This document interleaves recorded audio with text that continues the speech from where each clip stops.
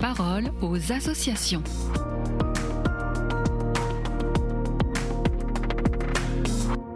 Bienvenue dans la parole aux associations. Aujourd'hui, je suis avec Florence Gros, directrice de la Fondation OCH, Office chrétien des personnes handicapées.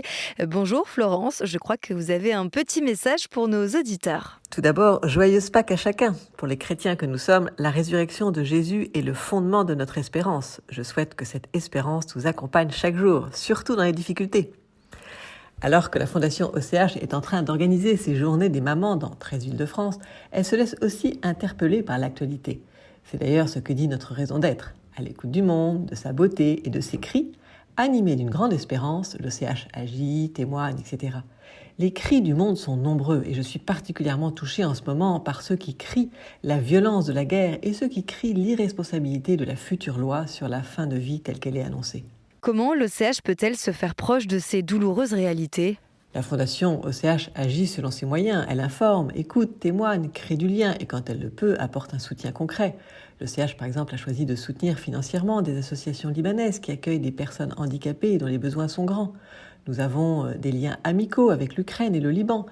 Et puis à Paris, nous avons aussi une proximité géographique avec l'école militaire. Seule une rue nous sépare, alors rencontrer des militaires en uniforme aux alentours de la Fondation nous invite à ne pas oublier leur engagement, leur famille et parfois la dureté de ce que ces militaires vivent. Quand Ombres et Lumières nous informait en 2023 de l'existence des maisons Athos, nous prenions conscience que plus de 3000 blessés de guerre en France souffrent de blessures imperceptibles mais extrêmement profondes. Dernièrement, c'est Ludovic Ruppé, le fondateur de l'association Frères d'âme, qui s'est tourné vers l'OCH pour nous rappeler l'existence de tous ces blessés.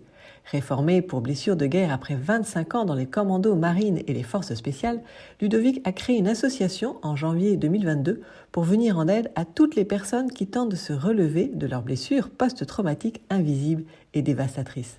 L'association assure une présence et une veille solidaire, apporte une aide spirituelle et redonne confiance aux blessés et à leurs proches, car comme le dit Ludovic, la blessure impacte et peut être destructrice pour toute la famille. Vous parliez aussi du cri de ceux qui craignent la loi sur la fin de vie. L'examen en deuxième lecture par le Sénat a été reporté d'1 mois. Une occasion de continuer à alerter pour vous ?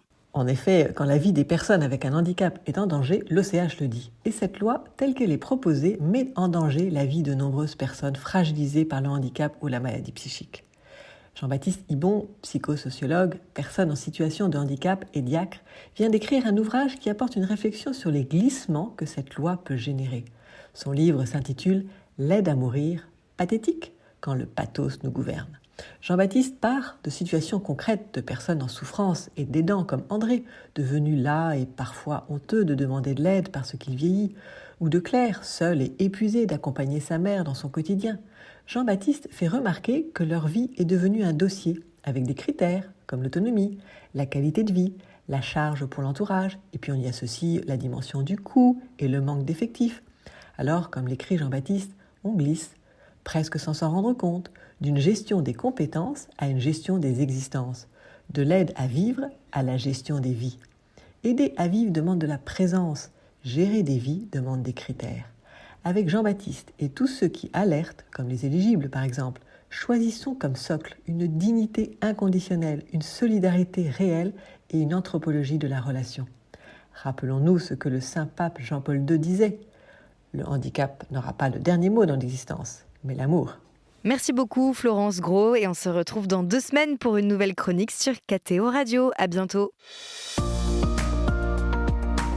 La parole aux associations.